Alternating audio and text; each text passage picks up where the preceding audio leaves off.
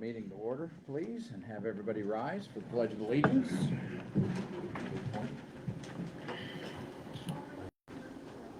I pledge allegiance to the flag of the United States of America and to the republic for which it stands, one nation under God, indivisible, with liberty and justice for all.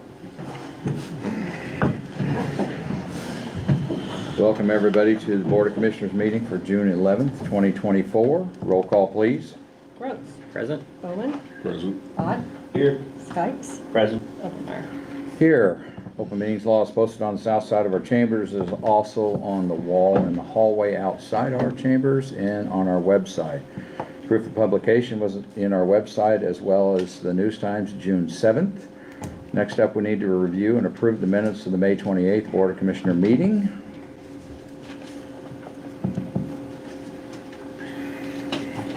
Motion to accept. Second. Thank you, gentlemen. Any other discussion? Roll call. Sykes. Yes. Bowman. Yes. Gross. Yes. Ott. Yes. Openmeyer. Yes. Next up, we need to adopt today's agenda, and for your information, the discuss and act on separation agreement will be pulled from the agenda today. There is nothing to discuss. So with that, I would entertain a motion to accept the agenda. Accept agenda with the change. Thank you. Second. Thank you. Any other discussion? Roll call. Gross. Yes. Bowman. Yes. Ott.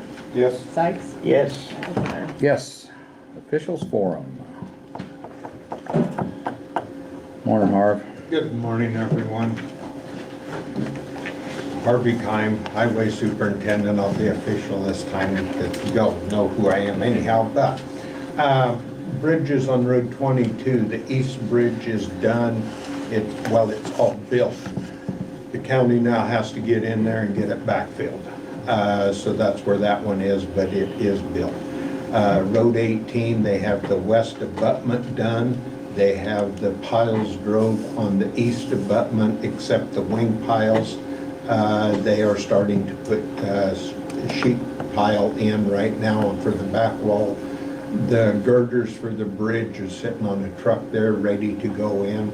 So it's coming forward at a pretty good pace on that one. Mother Nature works with them. They'll be kicking right along. So, and of course, once that is done and they pour the deck, it's going to have to sit there for so long to cure out before we come close to putting the guardrails on it and backfilling it. So, other than that, we're hauling gravel and trying to get Road 8 done. Maybe by the end of the week, first and next, we can have that one done over on Road 8, A to B, or B to C.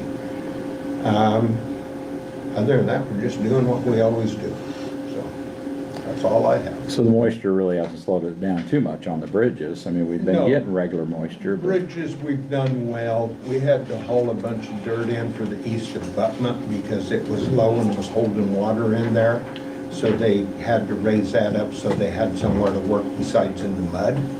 And it worked out that day that I had a couple of guys that I could pull out to do that. So we got that taken care of. That way they could continue on with it. It has slowed us down more on Road 8 than what it has on the bridges. So okay, good. anyhow, Any questions for Earl? Thank you, sir. you bet. Have a good day. Any other officials this morning? None coming forward. The public may now have this time to comment if they would like. Yeah, they just come forward, state their name for the record, please. Good morning. Good morning. My name is Carol Babcock. I live at 1629 East 4th. I bought the house, which is called the Old Withy House, in August 24th of 2022. When I moved here, I'm in my 70s, and I joined the Legion. I started coming to these meetings. I watch them online. I joined the Elks, I joined the Eagles, I joined the Senior Center, I joined the Garden Club, the Czech Club. All these were so that I could engage and learn about this community. I wrote an I'm a writer, and I used to teach. The last essay I got published was called The Horse's Mouth, and it is on critical thinking and getting your information straight from as close to the horse's mouth as you can get. That was published in 2021. And that's why I come here, because I understand. The issue on my horse's mouth agenda to try and find the source of where I can get the best information, you guys are it, the courthouse is it. My property taxes in 2022, when I moved here, were, the assessment was at $121,000. I got a letter 10 days ago that said the assessment was now $290,000. I appreciate the homestead exemption. I exercise that. I paid $175,000 for the house cash because I needed a place that was single level, and so I paid more than what I should have for that house, but I had to do what I had to do. So now my question is, I had a conversation with the assessor on Monday morning at 8 a.m. and then I found, heard later that there was some kind of glitch. Thank you, Mel. Kurt, for that. I now want to know more. I need to find a method. I've looked up LB, I looked up the Platt Institute to try and find transparency and taxation.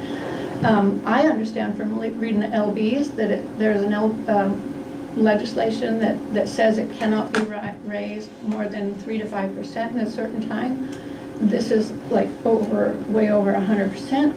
I protested once, that was not approved. I just want to know from you, because I went to the coffee at Grand Central, and the old guys didn't know where to find that information either. So I've tried all these horses' mouths, and I just want you guys to tell me where to go to get a comprehensive understanding of this new place that I live. I want other people to move here. They take the senior agency, the aging agency takes wonderful care. I'm a veteran, I get a lot of my VA care from Omaha on Zoom because I can. Home Depot delivers because there's no Home Depot here. I tap out all the resources I can, and I want to know more about this. So I would like open source, or tell me how to find the horse's mouth on this property tax issue. Okay, thank you, Carol.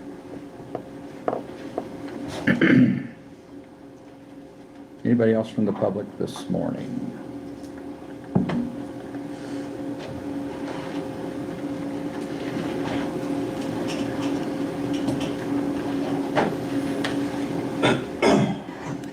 Morning, Willard. Can I keep standing up? You can. Okay, Willard Peterson from Bradshaw. I just want to inform everybody, you're welcome to come over to Bradshaw now.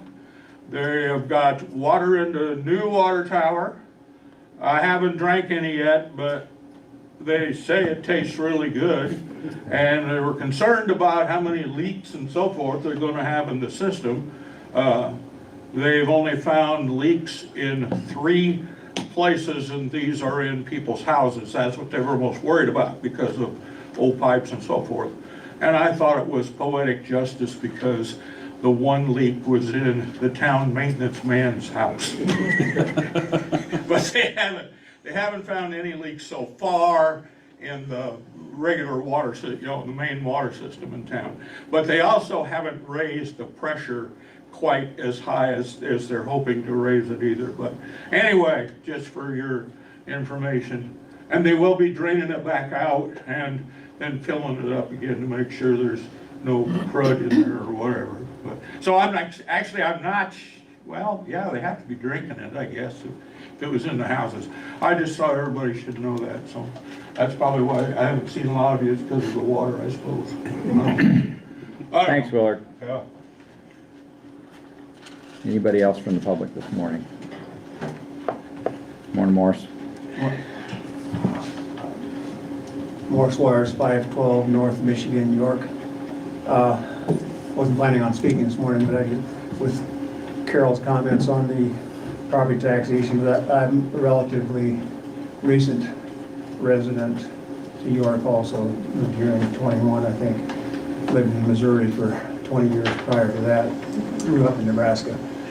But these property tax issues are also very confusing to me, and it's difficult to understand for, and haven't seen a lot of information coming from the assessor's office or whatever. I did hear some rumors from various sources that the assessments that we got in the mail were inaccurate, but I haven't seen anything officially acknowledging that, or I've gotten any editing of the mistakes that were made. I'm looking forward to that at some point. I was hoping that there may be some of that discussed in this meeting today, but I don't see it on the agenda. Thank you. Thank you, Morris.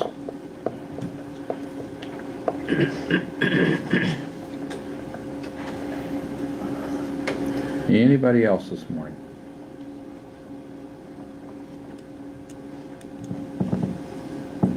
Seeing none, we'll continue down the agenda. There will be a need for an executive session. We will hold that till the very end of the meeting.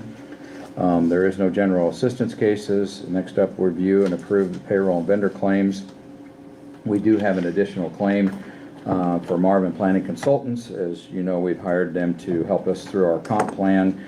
That claim is for $1,450, and we will take that out of the miscellaneous line item. And the only reason it's an additional is it was waiting for me to code it, and I was not around at the end of the week. It made it in time. The other thing that I wanted to discuss was I did reach out to the Visitors Bureau and had a conversation with them about a claim that we held up from the promotional fund. They feel like it fits in either fund, and it's just kind of a way of keeping the funds, I guess, kind of neutral. Because it does do advertising and different things across the sign. I guess it's very similar to what we did out at the Holtis Center when we helped with that one. We pulled it out of the promotion fund too. So I'm satisfied with the answer they gave me on that, so that's why it was put back in. Anybody have anything else on that one? On any of them? And we're paying this one too, that I have to sign. Was that additional or was that in there? It's already in there. The Barons and Tate one. That's the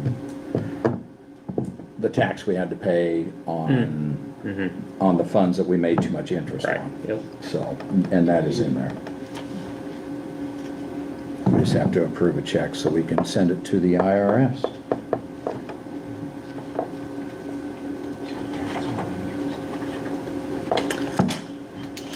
Motion to approve payroll and vendor claims with the additional. Got a second? Yeah. Thank you, guys. Any other discussion? Roll call, please. Crooks, Yes. Bowman, Yes. Odd, Yes. Sykes, Yes. and Overler. Yes. Okay, there is no funding transfers. Currently, we are okay. The next meeting, you'll see a barrage of them.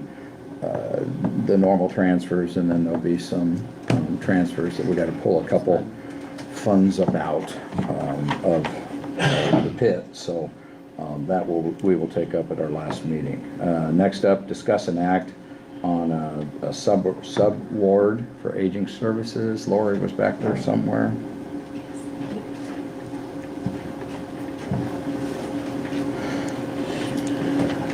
Morning, Lori. Lori Byers, good morning.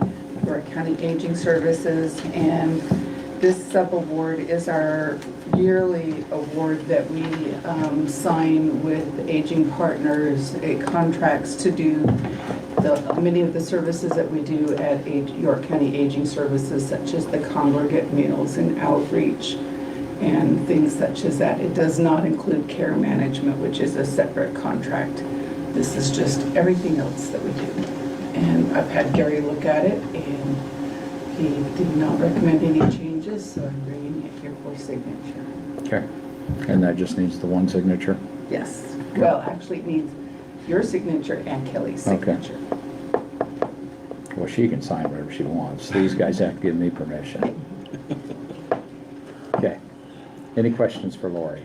That was not attached to ours. So, I mean, we're not gonna sit here and read it now, but Gary has went through it. I have. And Gary's good with it, so.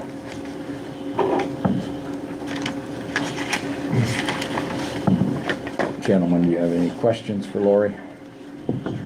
Nothing new from the past, really, is there? No changes on it that I can see. Correct. Just the same as it always does. Motion to allow the chairman to sign. Thank you, Jack. Second? Thank you, Daniel. Any other discussion? Roll call, please. Sykes, Yes. Rhodes, Yes. Bowman, Yes. Ott, Yes. and Omenauer. Yes. Thank you very much. Thank you, Lori. We'll get that signed today. And okay, discuss an act on Glenwood Fiber Optic grant.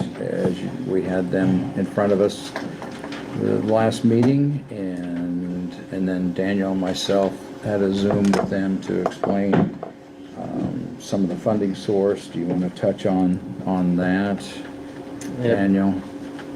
Basically, let's see here. I've got those numbers. So the way that the grant works,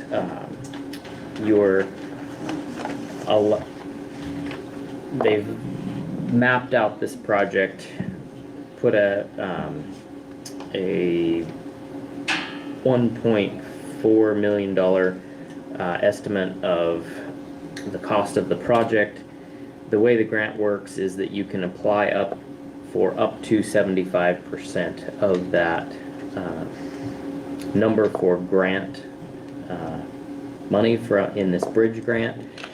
And from our understanding, if Glenwood moves forward with this, they will be applying for 70% of that 1.4. Their request to the county is that we would contribute $400,000 towards this project, putting fiber on the south west part of the county, and then they would contribute the rest of the funds.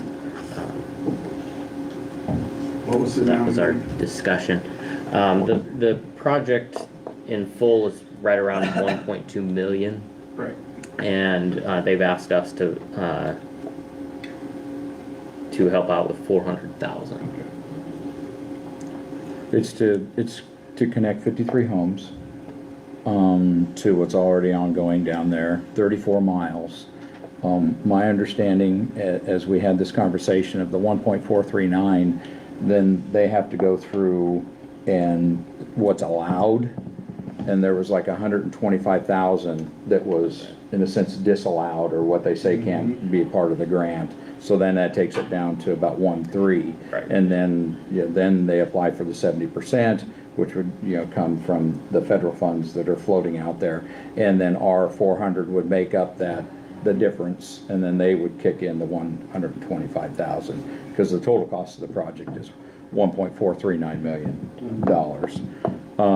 They would like, if we're going to do this, they would like us to make a decision so they can get the paperwork and the grant all formulated and filed in plenty of time before the grant deadline of July 8th, I believe was the date.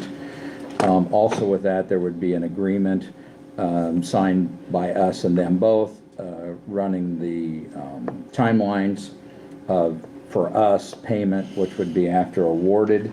They would want 25% to start the initial process, and the awarding looks like it would come shortly after the 1st of January 2025. And then another 25% when actual construction starts, which would be in the spring, and then the remainder of the funds when the 50% when the project was finished. That part sounded pretty straightforward. We would just have to work with the county attorney's office to come up with an agreement and that we all were okay with. That would be the main part of it. Their part would be supplying services to these 53 homes and 34 miles. is kind of the way I got it. Do you agree on that? Yep. So my recommendation would be, because we don't know if the grant would be awarded or not, and not to tie up ARPA funds, not knowing if they would be awarded, and we need to have the direction for them at the end of the year, that this would actually be something that would come out of inheritance. That would be my recommendation. Rather, inheritance fund, which sits at about 5.5 million right now. You think this will come out of 1 year's budget or 2 years, the way they're going about it?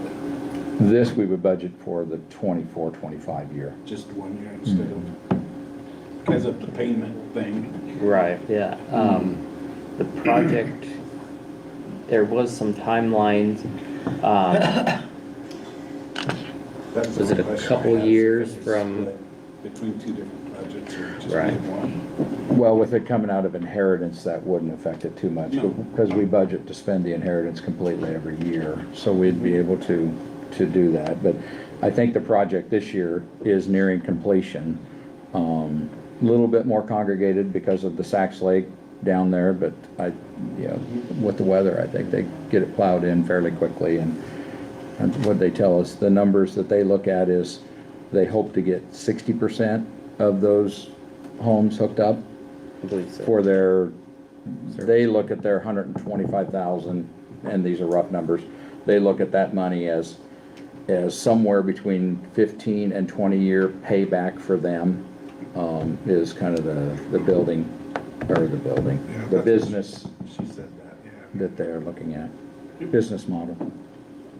Have they provided us with a roadmap of how they would like to progress past this next step? They have not. When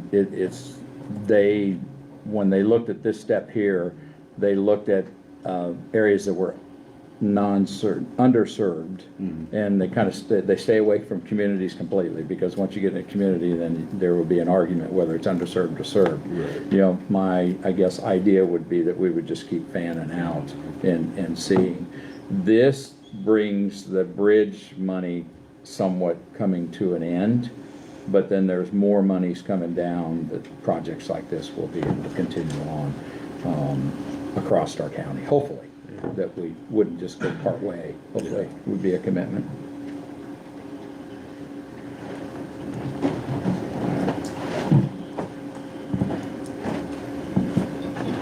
Any other questions? Yeah, They are setting out there. I see that. Good eyes. Let's see. I'll just see her. Can't think of her name. It's not Jennifer. Okay, got any questions for them?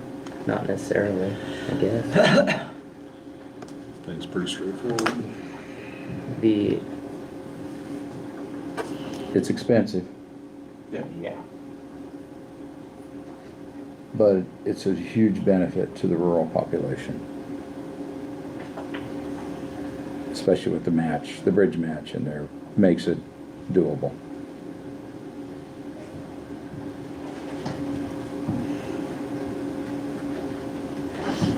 The only question, I don't know, I think that they've provided, from everything that we've heard, good services. I don't know that there's that we discussed any commitments as far as what the service is that they're gonna provide as far as the level.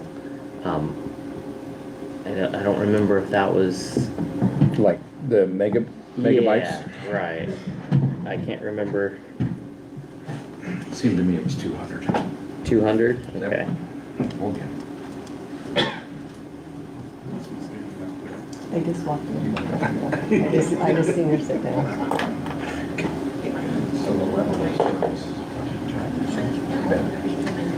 We're talking about you, you might want to. Just We- name. Hi, good morning. Allison Fritchie with Glenwood Telecommunications. Jennifer Raymond is on her way, and she has all the important information, but Sure. is there a question right now that you guys have? Well, it just, in looking through some things. I don't know, did we ever discuss like what the services that you're going to provide, what the speeds and whatnot? Sure, I can provide you guys with a pricing card that I have, but we will offer our standard pricing tiers from, there's 4 different options. They start at 300 megabit per second down, that's the tier 1 service, and the standard pricing on that is $49.95. And then the upload speed is half of the download. So in that case, 300 down, 150 meg up. The next tier, which is tier 2, that will be 500 megabit per second down, 250 megabit per second up, and that one's $59.95 a month. Tier 3, 700 megabit per second down, 350 megabit per second up, and that one's $69.95 a month. And then tier 4 service is 1 gig, which is 1,000 megabit per second down, and then 500 megabit per second up, and that's $89.95 a month, and that's the residential pricing. If there's any businesses along that route, along the routes, their pricing is $10 more per tier. Because business will always take priority over residential in the case of an outage or something like that. We hope to not have any outages, but there's only a couple things that are for certain in life, so. And then we'll get you guys a couple of those cards. And if I remember right, Allison, that information had to be turned in with the grant also, right? That is correct. So Fee we- structure. Yep, we have to provide, when we submit that grant, we have to provide what we are promising to provide to the people that take our service. And then also, I think you guys have seen the MOU, have you seen the memorandum of It understanding? did come across, Good example. So you'll see in that as well that we have to continue to prove throughout the life of providing service in these areas where we're awarded these grants. We have to prove that we're actually providing what we said we were going to provide when we submitted that grant. So. Okay. I'll be happy to hand it. I just have 3 on me, so I'll just, this is just a tier structure for our services. Okay. Would there be any other questions that we can think of? And then I guess phone services would be available too. So if anybody does have a landline phone service, you're not expected to take a landline service, but if you have one, we can port that number over and provide that service as well. It's not as common of an ask as it was 20 years ago. I suppose.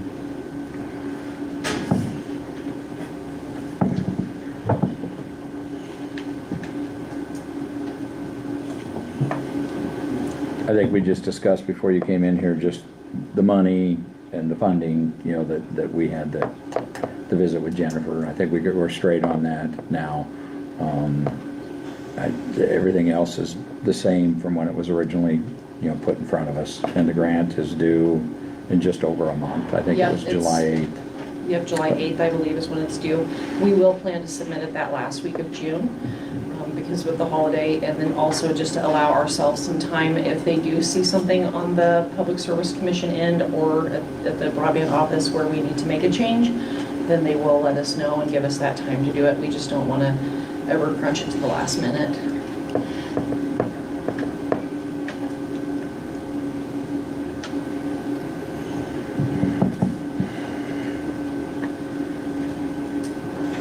Any other questions? You've done this in another county, right? Another area? Yes, correct. So this is actually the third, we're applying for the 4th round. Right. So we have had some awards through round 1s, 2, and 3. This year alone, we were awarded another area in Fillmore County, Thayer County, York County, obviously, Phelps County, and then also Garden County out by the Llewellyn area. You had to guess what percentage of people are taking it when you get it installed. Do you have any Yeah. idea? Well, we hope for 100%, but typically we're getting around 60% of a response to take our services. Okay. As far as a return on our investment, we always try to have a return within a 20-year time period, I believe is what, just being put on the spot, I believe that's what they try to go for. So it takes a little bit to make money on $50 internet. Is Is that what most people take, is the smallest one? No, it's surprising. People get pretty excited about it. We have a lot of people that take the gig. Yep. And the electronics that we're putting in our pedestals and our handholds are capable of more than that. So because we know that 1 gig being the most that we offer now, we know that will not be the ask here in 5 years even, that people are gonna want more than that. So we're capable of growing that. And then we'll have to maintain that network as well throughout the life of throughout forever, as long as it's in the ground. That's our responsibility. I don't want to give away any secrets, but I do have a question about the what would be the right word, but anyway, once this is put in, and let's say Glenwood is bought out or decides that they don't want to be in this area anymore, this is all infrastructure that would be, in most cases, sold to somebody else that would service it. I mean, would that be a question you could answer? Well, I don't think we plan to Right. sell anytime Yep. in the near future. In Right. fact, there's probably some other exciting things in the pot right now. But in most cases of like providers, if they have sold their infrastructure, it Yep. it would all go. Right. Yep. Yeah.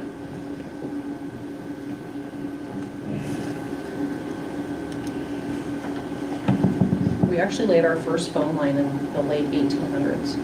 Okay. Yep. No, we're gonna be around for a while. Yep. Let's hope.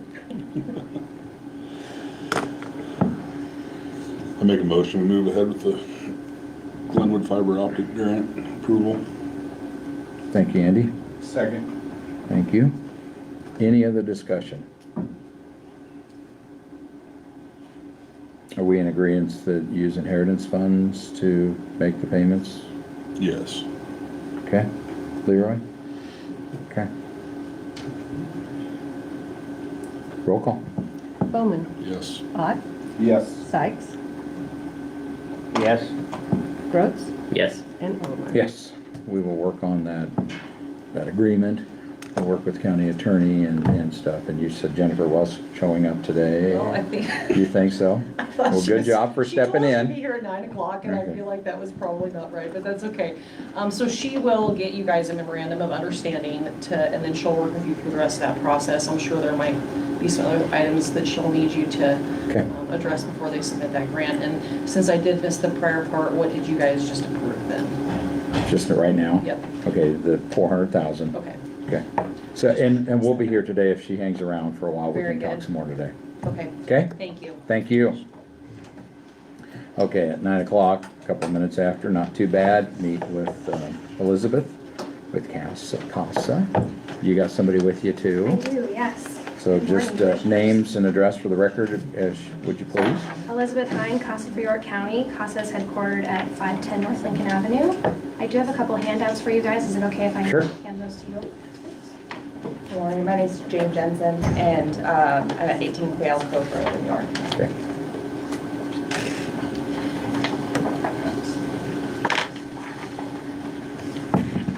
So the first of those that's coming down is just a poster that sort of illustrates some of our accomplishments over the last year, as well as some of the noteworthy statistics about the impact of CASA. That second document is the official funding request that we submitted last week. So in wrapping up 2023, we had another record-breaking year. I sat before you last year sharing that we had a record number of children in the court system last year at 67. After that, we had a nearly 30% increase with 87 children in the York County system. We were able to serve 43 of those, which was a record for our program. And additionally, we had a record number of active CASA volunteers at 19 this year. Additionally, we served a record number of children at one time, which was 36. Overall, it was a very successful year from a numbers standpoint. However, it is still disappointing to see the uptick in abused children that we are seeing here. I don't know if that's because there are more children that are in need of our services or if we're just better at catching those children than we were in the past. Either way, we're here and we're committed and we are doubling down and increasing our efforts to ensure that we can serve as many of those kids as possible. This year we're asking for $45,000. That's the same number that we've requested now the last 3 years. This is a huge impact on our program and our budget, and we so appreciate the contribution that the commissioners have given us and continue to give us, not only with the funding, but with the office space as well. It's incredibly convenient for us to be located right here in the courthouse as we attend those various court hearings for all 87 of those children. Today with me I have Jane Jensen. She is both our board president and a CASA volunteer of nearly 10 years, so she can speak a bit to the impact of CASA and working with children. And, as Elizabeth said, I'm currently serving as the president of the board, and I've been involved with CASA since 2011 as a board member, and we have some very dedicated and long-term board members who work very diligently to make sure that our budget is as lean as possible. And if you've had a chance to see our budget in past years, you might notice that more than half of it is provided through efforts that the board is initiating via grant requests and fundraising efforts. And so, but this is request that we're making to you is a good chunk of our budget, and we couldn't do it without you guys. We really appreciate the way that you've supported us in the past and hope that you'll continue to do so. I also wanted to mention that as a volunteer, one of the things that I have noticed is as the hearings happen, the CASA volunteers are meeting with the children at least monthly. The guardian ad litems that are appointed by the judges are required to see the kids about every 6 months. And so when those hearings approach and they need to write a report, they connect with the CASA and say, what's going on with this case? How, how's it going? What do I need to check in with this kid about?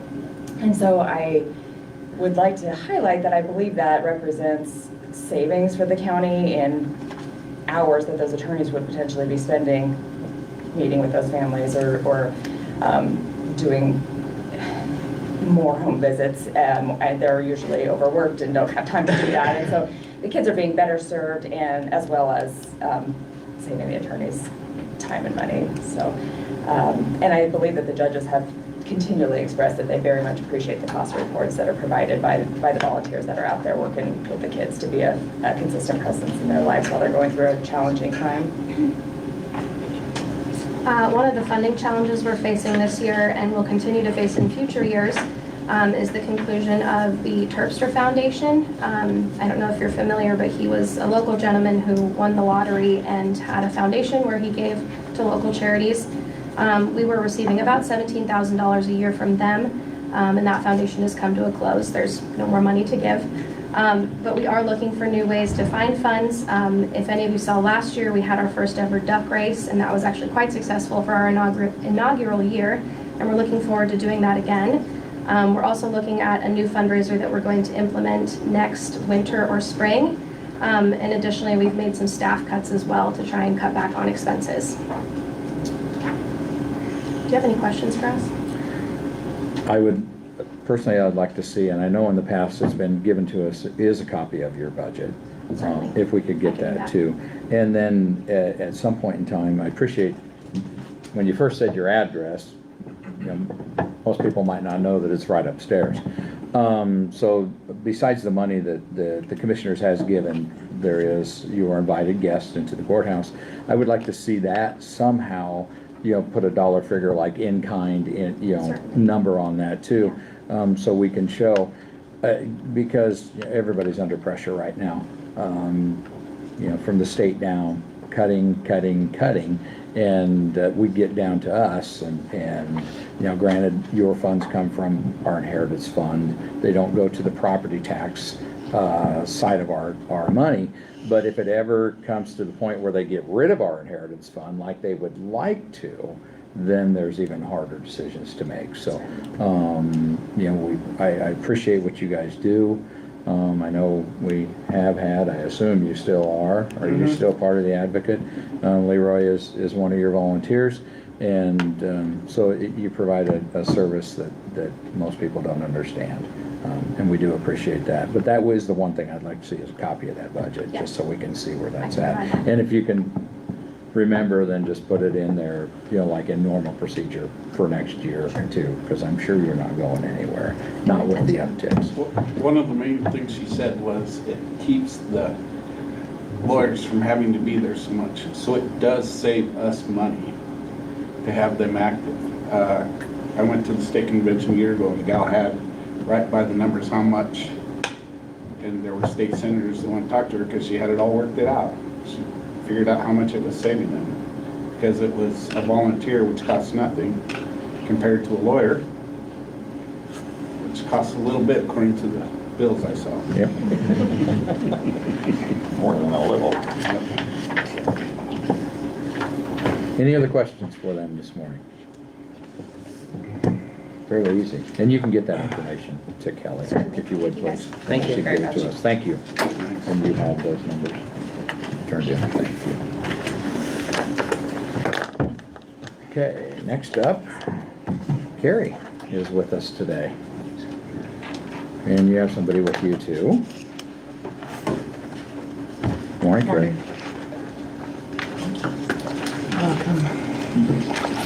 Hang on.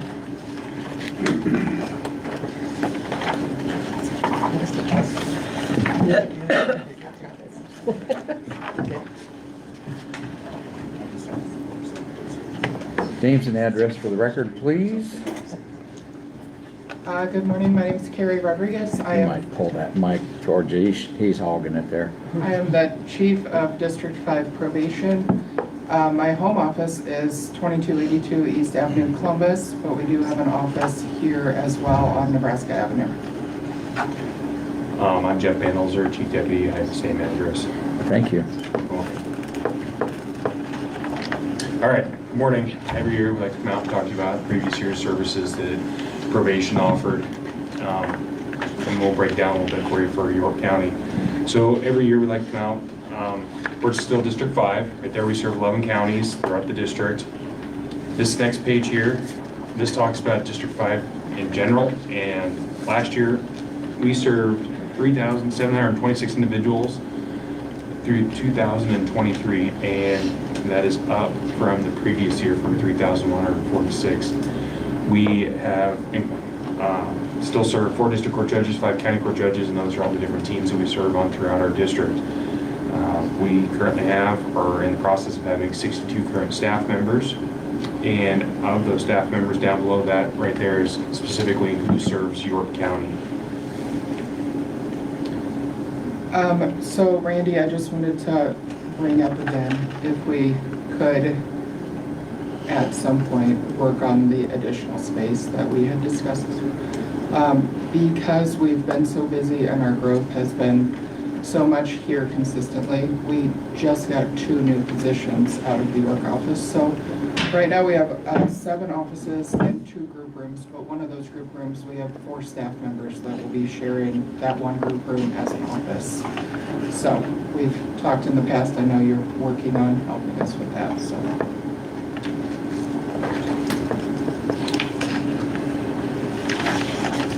This next page here, this talks specifically about York County and the individuals served. So in 2023, we had a total of 554 individuals of adults, and we had 53 juveniles that were served for a total of 607. That is up from 566 from the previous year. Of those 554 adults, we break it down into different categories: age, gender, ethnicity, race. It looks like back in 2023, of those individuals placed on probation for adults, there was 73% were male, 27% were female, and for the juvenile population, 65% were male, 35% were female.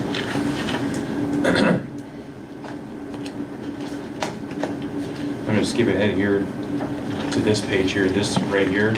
So this is a brochure from our reporting center. The reporting center is in Columbus. This is a one-stop shop of services that is offered to everybody that is on probation. So once, obviously, COVID hit, we became a lot more electronic and virtual, and we've always offered those services to other people across the district.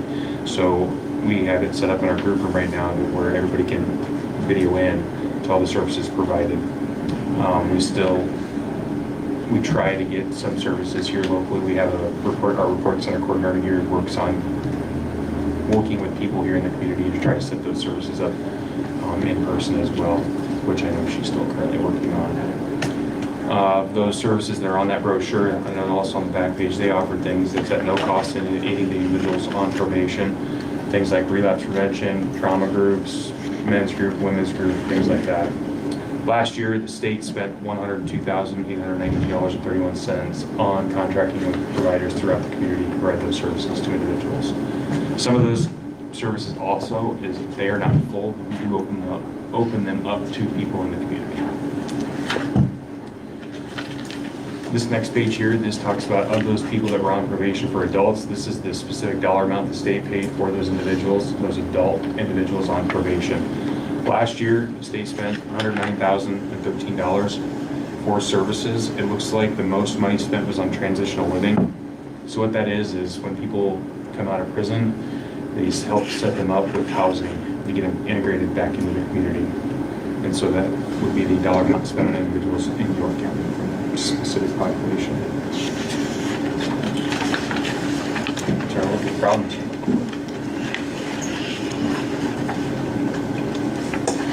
This next page then starts to talk about problem-solving courts. As you are aware, Judge Stecker has a problem-solving court here. It's also known as a drug court.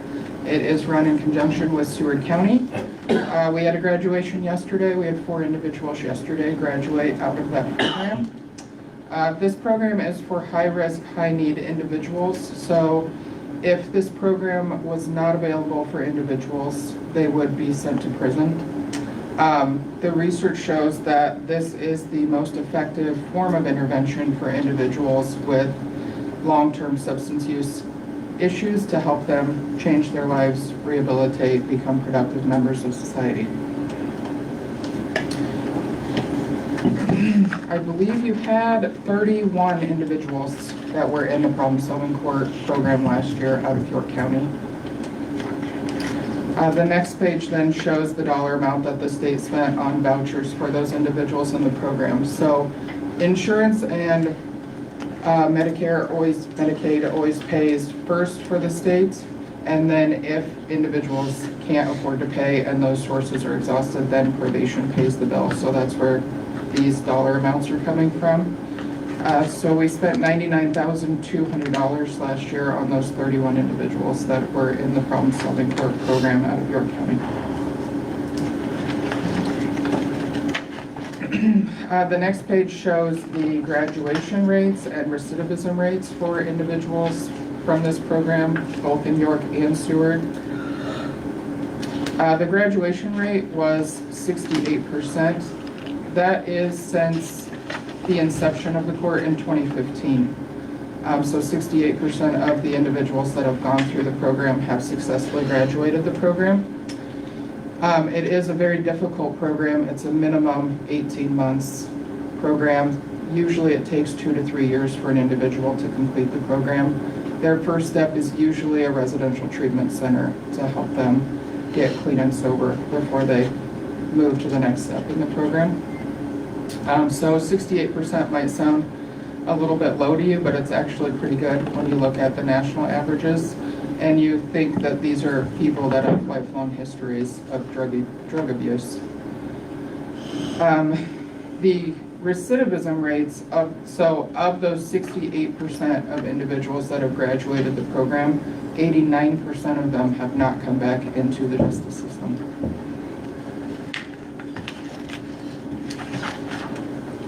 The next page, do you have any questions on drug courts? Okay, the next page starts the juvenile services. We do the best that we can to try to keep youth in their homes with their families. But youth do sometimes have to be removed from the home. We work to try to put that home back together after youth go to treatment or families get counseling in their home in order to help try to rebuild that home environment to a safe, productive place for individuals to be. There were 34 youth on probation in 2023 in York County. 13 of them were taken out of the home at some point during their supervision, and the state spent $78,272 on those 31 youth. The next page has to do with juvenile intake. So we are available 24/7. If we have a juvenile that commits a new law violation, law enforcement doesn't think it's safe for the community if that kid returns home, they call us 24/7. We go out, screen the youth and their family, and decide what to do with those individuals. We also screen all youth with warrants, and any youth that is an out-of-state runaway, we have to go out, find a place for them to go and help return them to their home state. We completed 9 juvenile intakes here in York County last year. So phone call for one of those 3 reasons. The next page is drug testing. So all of the individuals on probation or in our drug court program have to call in for testing every morning. They receive a message that tells them whether they have to report or not. So it is random testing, 365 days a year, so they can get called in on weekends, holidays, just the same as a Monday or Tuesday.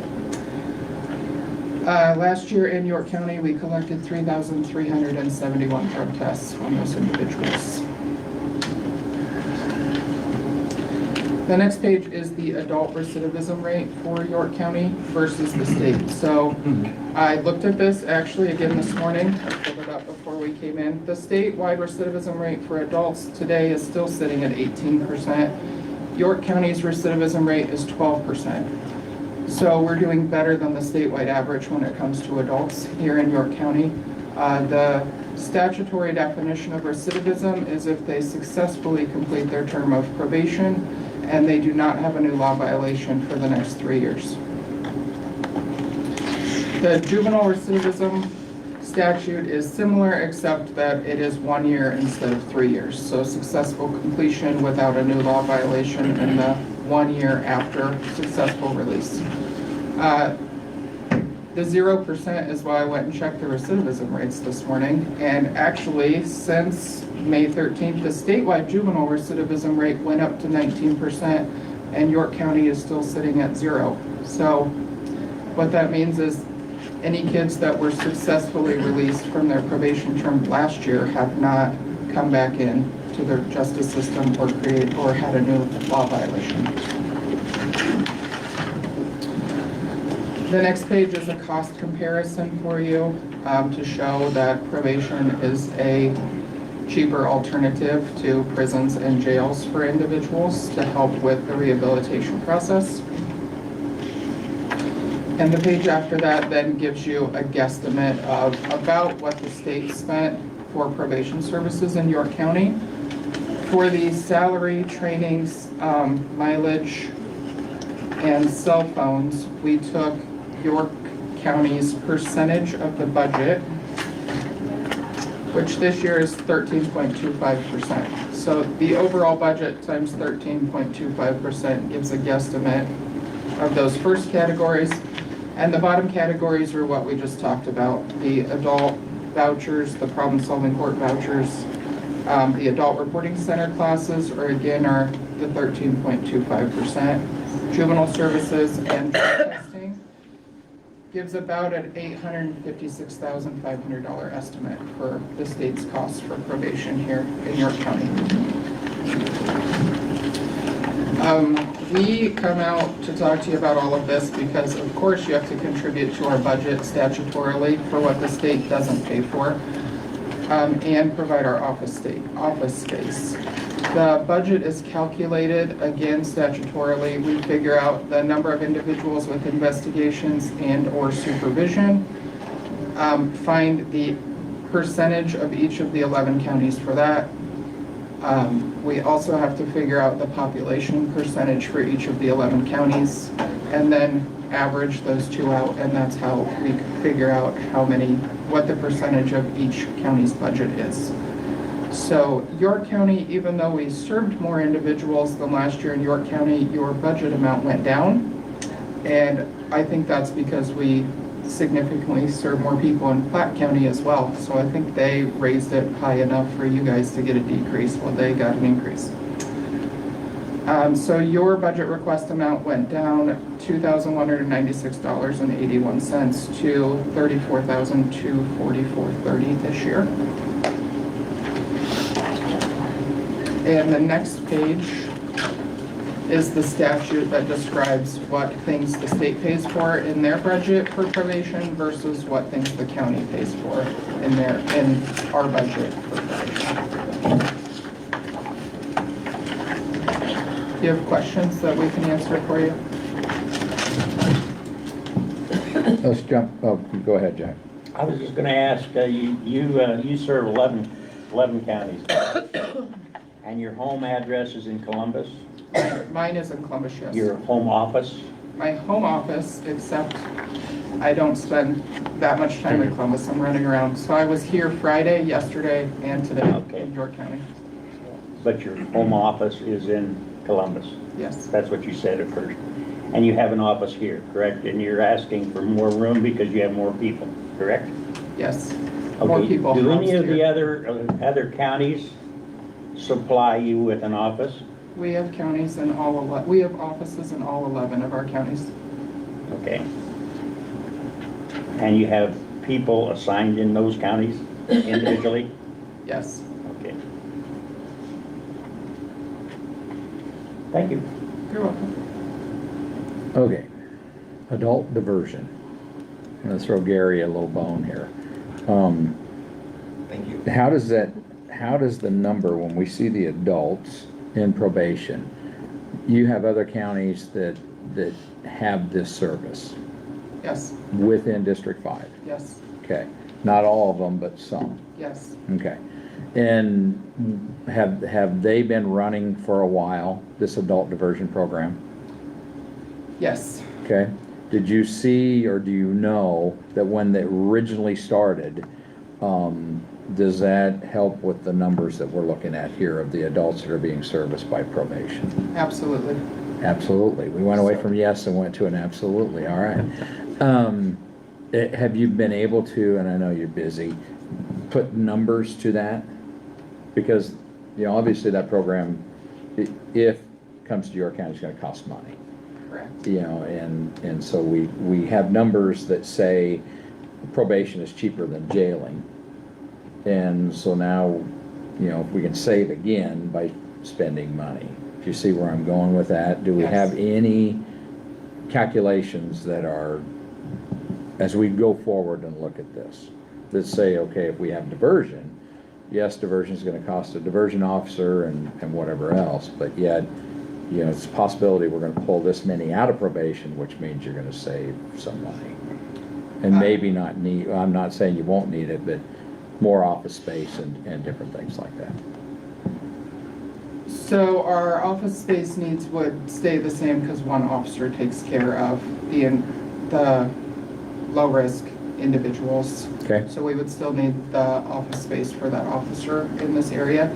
But it's going to save you money on your lawyer costs because individuals that come through the diversion program won't need to see the courtroom. And so that's going to save you quite a bit of money because those individuals now go through the court process, they get put on probation. Individuals that should be on diversion are low-risk individuals, while individuals that should be on probation are the high-risk individuals.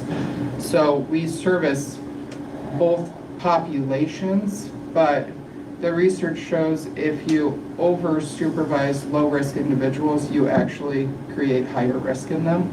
Okay. And so by keeping those individuals out of the same population as my individuals so they can't intertwine, it helps create that risk in the long run for them to become higher risk for your community. So if I look at the number, the 2023 number that you have here on whatever page I'm on for the adult supervision of 343, how do we figure out an educated guess? I know we can say we're going to save money, but how do we look at those numbers? Do we do the low risk? Do we say a third of them are low risk, or how can we come to that deduction? You know, the 340. You see where I'm trying to go with that?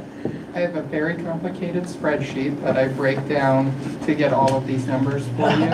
And our data analyst can tell us how many of these individuals are in the low risk category that would suit your diversion program. Okay. So that's what I Matt, when I said I can go find that out for you, I could have it to you probably by the end of today. You wouldn't need it at the end of the day. It's just that I'm guessing as we go through our budget process, that give us one more piece to look at. Because I know we're gonna be able to, if adult diversion comes, we're gonna be able to look at a number of what that budget's gonna cost us. So then how can we look at the other side of things, at least take an educated guess? So you can work on that between the county attorney's office and, Yes. perfect. Any other questions? It's nice to see it go down. We also, as Jeff said, with the reporting center classes, individuals that are community members can join those classes that we offer if there's room in the class and it's not filled by probation clients. So Platte County, actually, I gave Gary all of Platte County's diversion policies when he first came into office and was asking about diversion. They will use some of our classes that we offer in the reporting center for individuals that are in their program to help, again, teach them some skills to keep them out of the justice system. So that is something that is free to the community. We just would like to keep those individuals separated as much as possible, so make sure the right people get the services. Okay. Any other questions? This all went through the Platte County Board of Commissioners already? I mean, The your board- budget? The budget, yes, we were there last Tuesday. Okay. Any other questions for them? Thank you. Okay. Have a great day.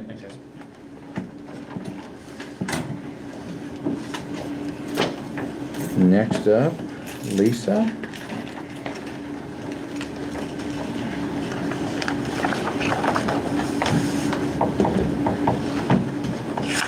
Good morning. Does anyone want a hard copy of the letter, or do y'all have it? Sure. If you brought them, we'll take them. Did you capture somebody and wouldn't let her leave? Is that how this works? Thank you. I don't know how it works today, Randy. Okay. Here you guys go.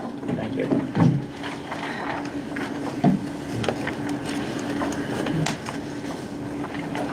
Good morning. Good morning. Lisa Hurley with York County Development Corporation, 601 North Lincoln Avenue, so just catty corner. I also brought Jay Jensen, who's my president as well, so you get to hear from her twice today.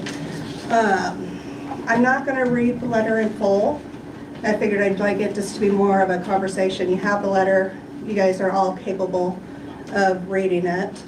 I want to do some highlights. You know, our YCDC is dedicated to promoting quality economic growth through strategic initiatives focused on talent development, business retention and expansion, housing and child care development. Our efforts have been instrumental in creating a pro-business environment within York County, which includes controlled shovel-ready sites, entrepreneurial and business support, housing development, and talent strategies. We have several success stories that are listed in the next paragraph. One that I did not put on here, but I believe I've shared a video with you before, would be Live Farms. They are in a very far southeast part of the county. They're growing lettuce. I believe they're almost ready to flip the switch. Perennial Power had to come to the table to extend phase 3. They needed an extension on power, but they are growing lettuce for our regional market in what used to be an old machine building. So that was really fun. We were able to get a grant for it. It's hydroponics, so it's a little different than what we've had in the past. It's cutting edge. I had seen a vertical farming system before she talked to me, so it's really cool to see the vertical and the hydroponics happening here in York County. It just really increases our overall agriculture input. I'm sure Kurt's gonna have fun with the evaluation of that building, because it's totally different than what it was. It's really awesome. I do have it shared, a video of it on the inside on our social media platforms, or I can send it to you. I don't remember if I sent you the video when we received it, that they put together. But it's just a cool project. Now, Clutie Inc., that business is just booming.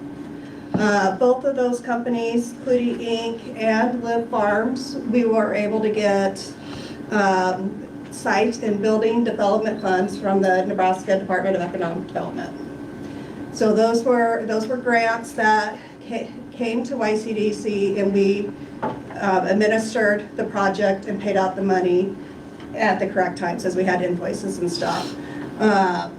We've had 3 of those in the last few years that have gone to York County businesses, so there's a lot of value within there. And one thing that we have discussed as a board that we're starting to see is more innovation that's looking within York County. And the innovation, research and development, is something that has surprised me. When I moved here 11 years ago, I didn't know how much was going on.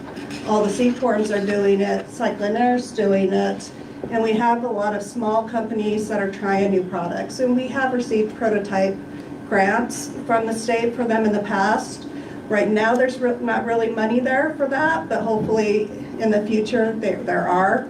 So I try to make those connection points for our businesses when we're talking about expansions. The one thing before I move on from this, all of these are creating jobs, but the Live Farms is not creating the type of jobs that you would make if they were doing it by hand. So the economic development, the business landscape is very much changing no matter what business industry we're looking at. Automation, AI, robotics. So we're having some really big projects in our businesses for expansions to increase their capacity, and that is a retention effort, increase their capacity so they can, without hiring an additional workforce at this time. And a lot of them are upskilling their workforce as well. So we have the Small Business Insights tool, Size Up, on our website.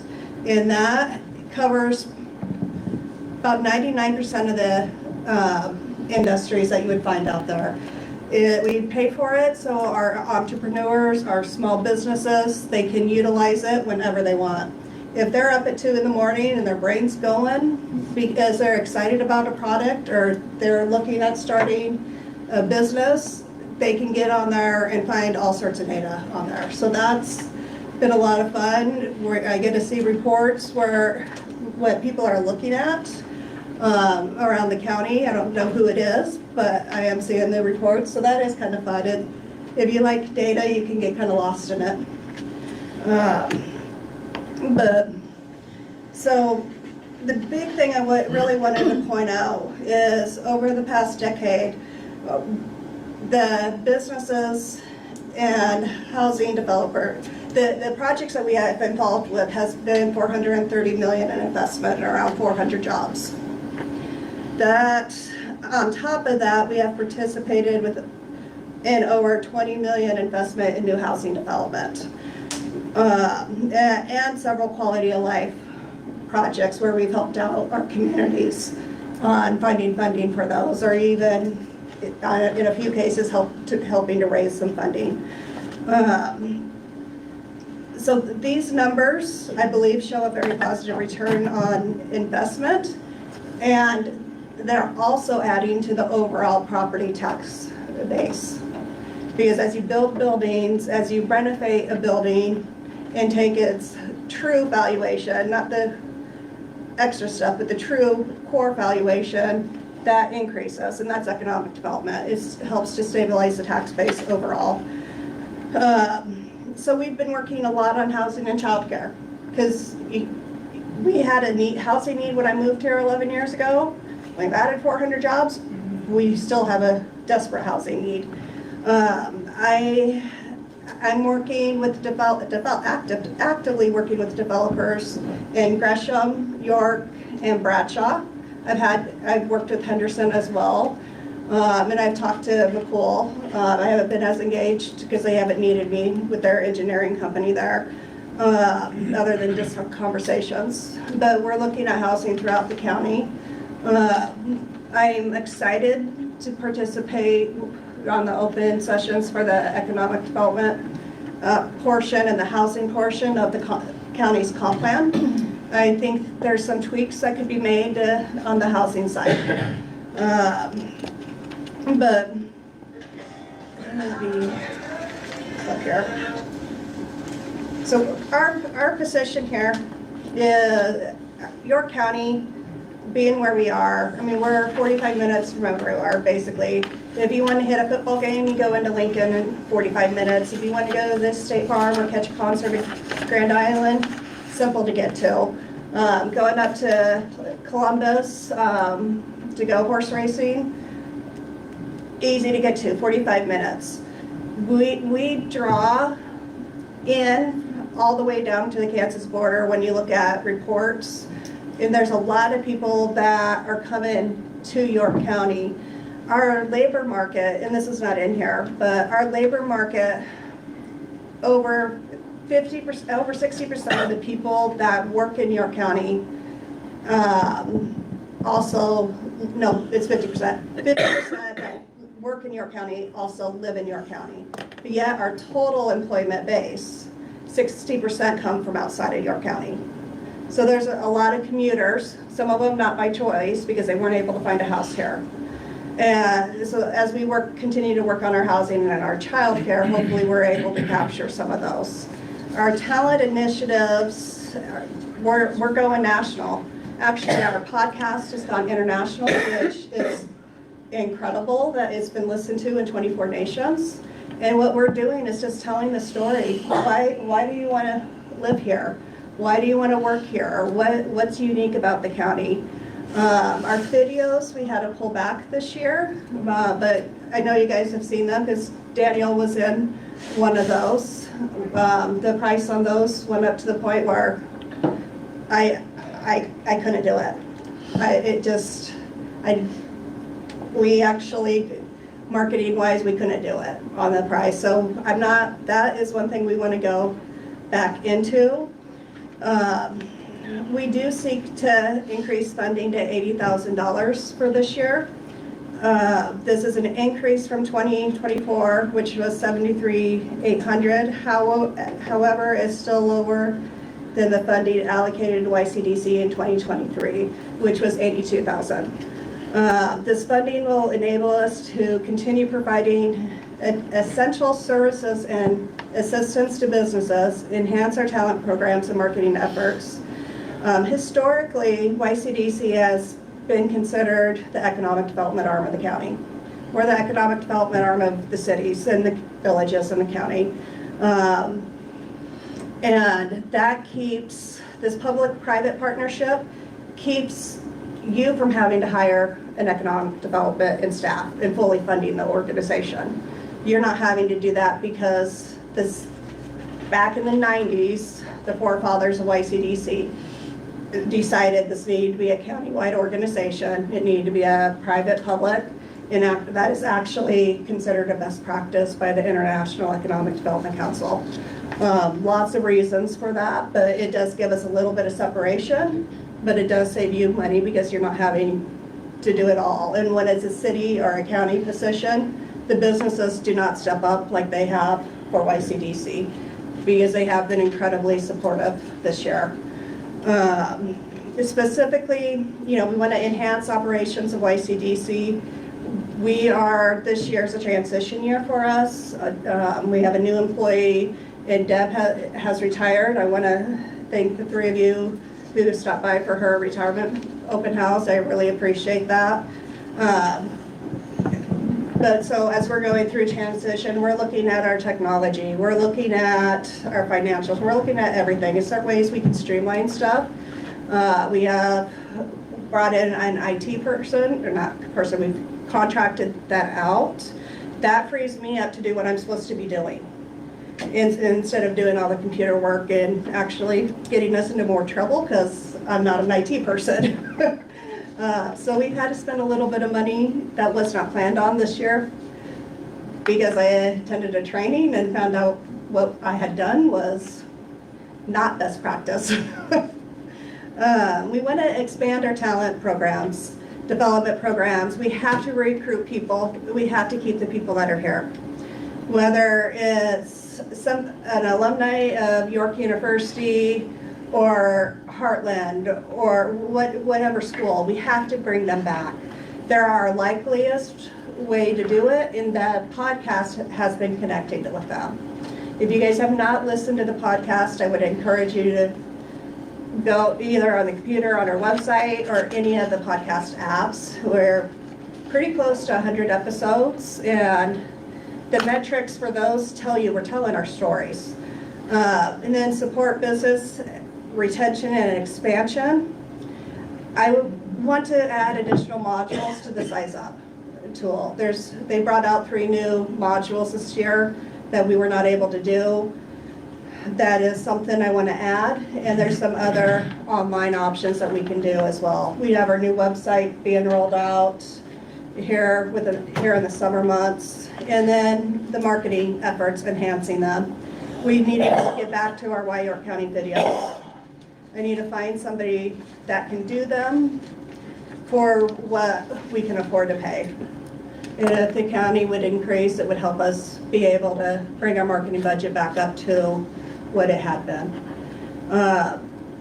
We're a very diverse organization, very, very diverse on what we're working on. We love it. My staff loves doing what they do, and that's our request. I guess, do you have anything you want to say, Jane? I would just, I guess, appeal to, I know you guys are also trying to balance budget, to the mentions that Lisa made towards the value adding, that the having the YCDC organization helps local businesses be able to expand and retain employees, and adds to the taxes that are being brought in. And so I would hope that you could look at it as at least a budget neutral, if not and adding value to the York County budget. So. Do you have any questions for me?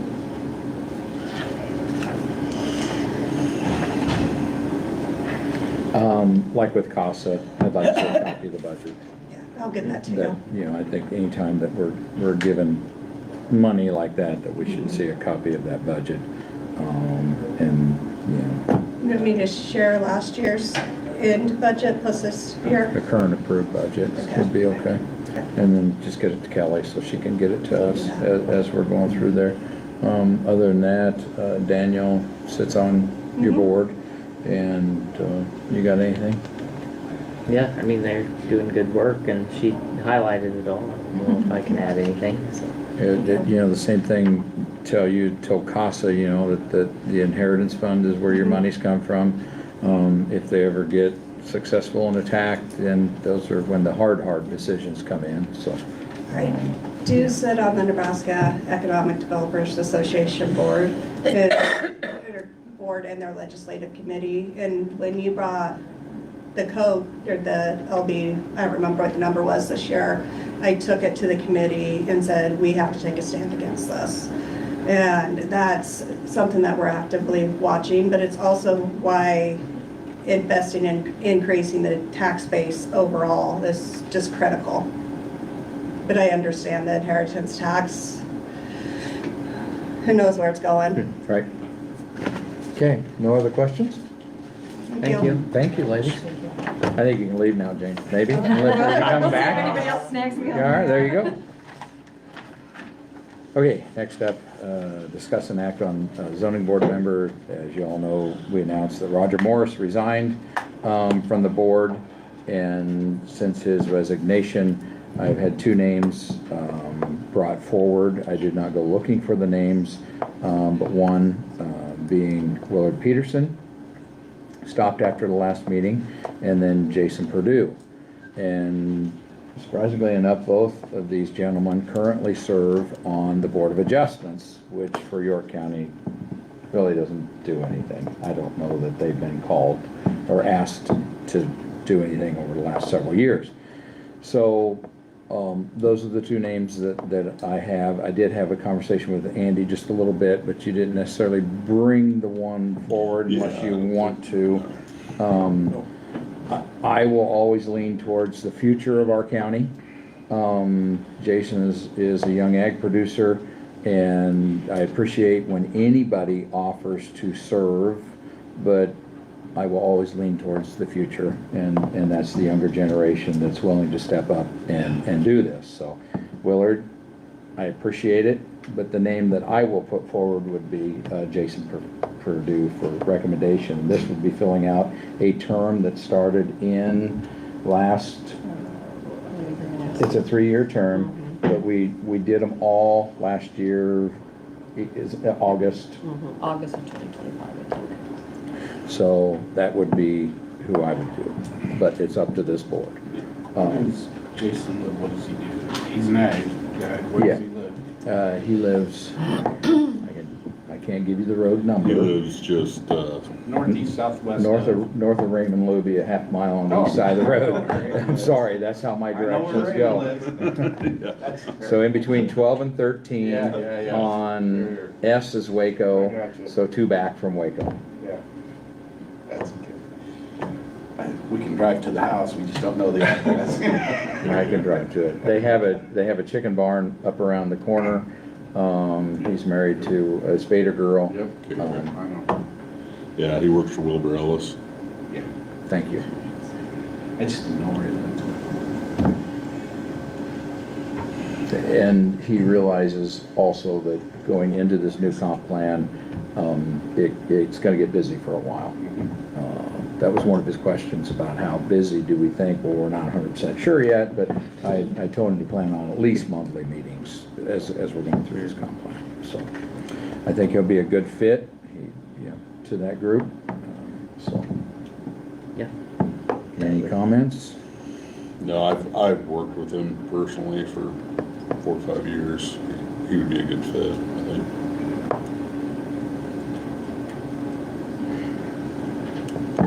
I'd entertain a motion. Yeah, I would make a motion that we appoint Jason Purdue to the zoning board. I'd second that. Thank you. And that will be to fulfill the term once again. Any other discussion? Roll call, please. Rhodes? Yes. Bowman? Yes. Ott? Yes. Sykes? Yes. Overmeyer? Yes. Okay, thank you. And Willard, thank you for throwing your name out there too.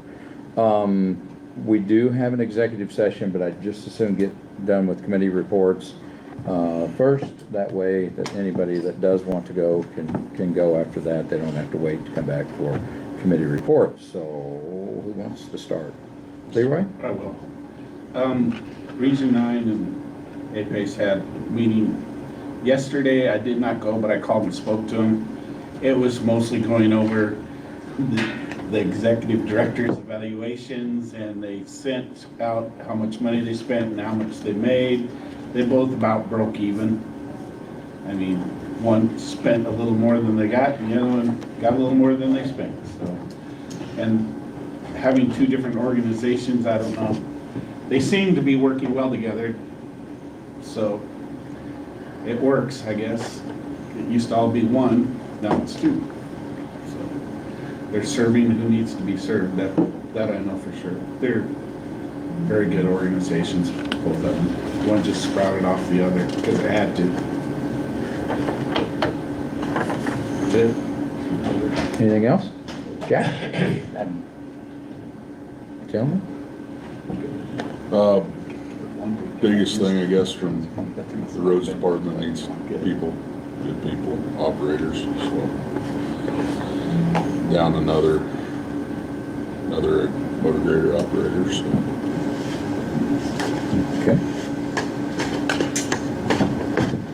So YCDC board meeting, full board meeting last, it's been 2 weeks now. So that was well attended, good discussion. And then also that week was Deb Haskett's retirement. So she has been the finance and office manager for YCDC for the past number of years, and so she retired. So wished her well at that retirement gathering. Like was touched on already, they have a gal that has stepped into that role, so we're moving forward there. The YCDC exec board meets next week, and then also next week is the SIND board meeting out in Lincoln, and hopefully this week intentions are to get over to Kearney tomorrow morning for the budget workshop, get gear in as we tackle our own budget. So that's what I have to share at the moment. Okay.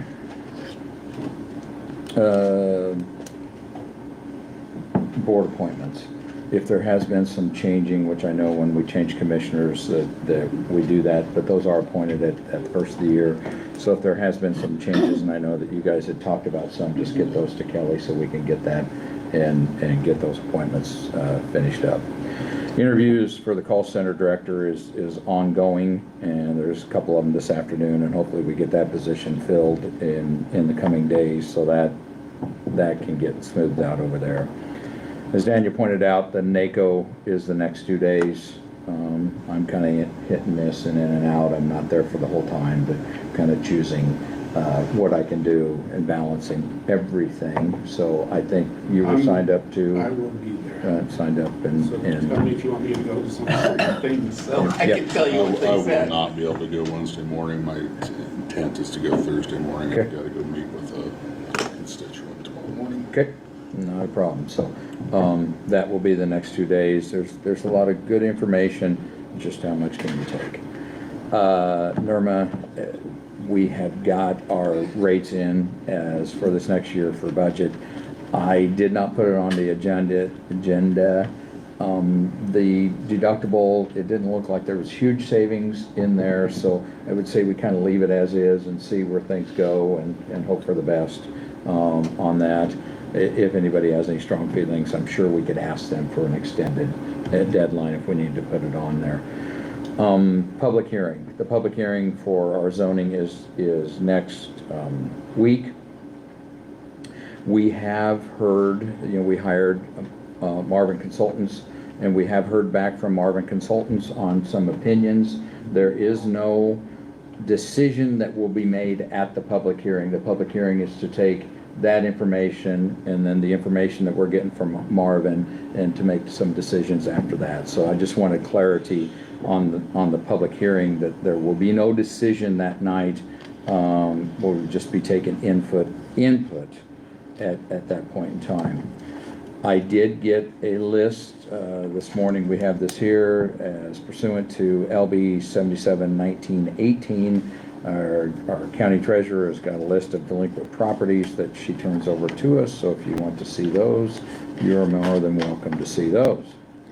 So the last thing for today, and Carol, when you come and make a comment, just so you understand, it's comment time, it's not a Q&A time, so hopefully everybody understands that. I would like to touch on valuations just a little bit and my knowledge of dealing with valuations over the years. Valuations, typically we don't like to see stuff we own go down in value. We always hear kind of the joke that when we go, not me personally, but when some go and buy a new vehicle and drive around the block, it decreased in value, and we never want that. So when our properties, when we see the value increase on our properties, I think the first thing we need to look at is what the assessor has to do by state statute. He or she has to value our properties within so many percent as state statute. And we'll see a difference between ag and we'll see a difference between residential, even residential in the ag land.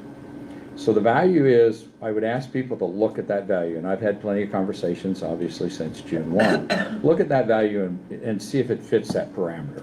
See if we think that it fits the parameter that he, in our case, has to put on that.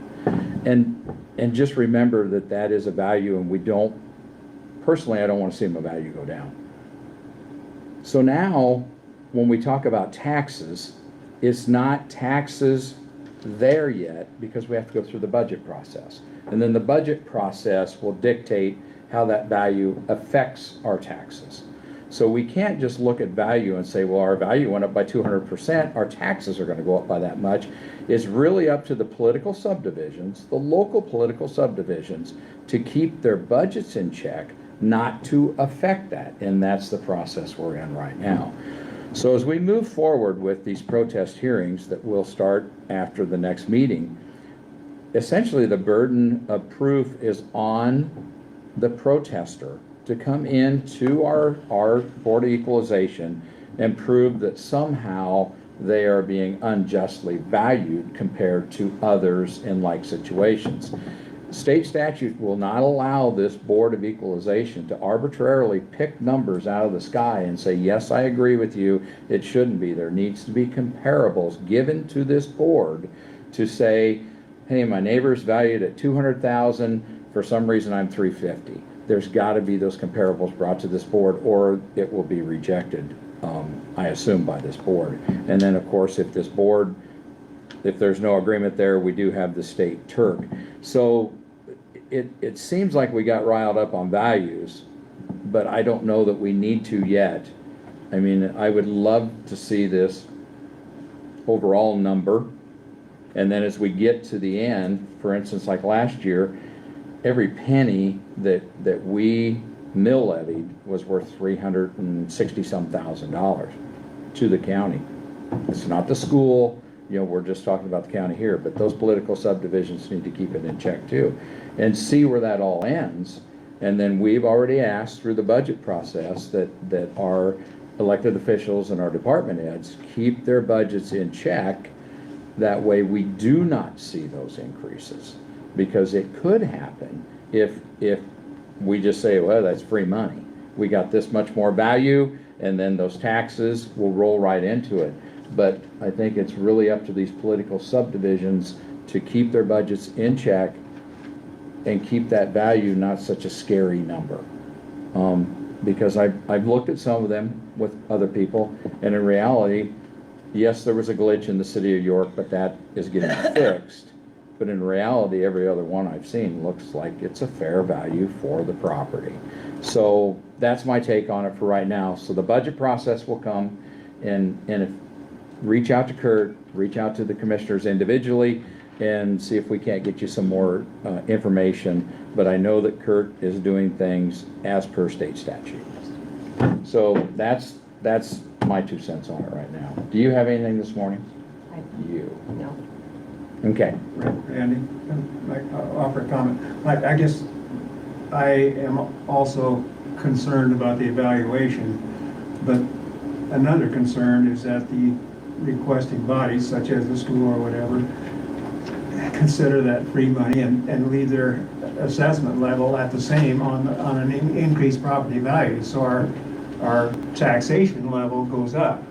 So, and that's my irritation, is that I went to a school district meeting a couple of years ago here when I was first here, and basically that's what the York and Henderson, I think, school districts were asking for something, and I don't know, was not familiar with the process enough to know what they were asking about. They were keeping their requests at the maximum level. They said, well, we're not going to spend all that, but we're going to request as much money. So that's getting involved in the budget process, and that's what the taxpayers need to do, is to be involved.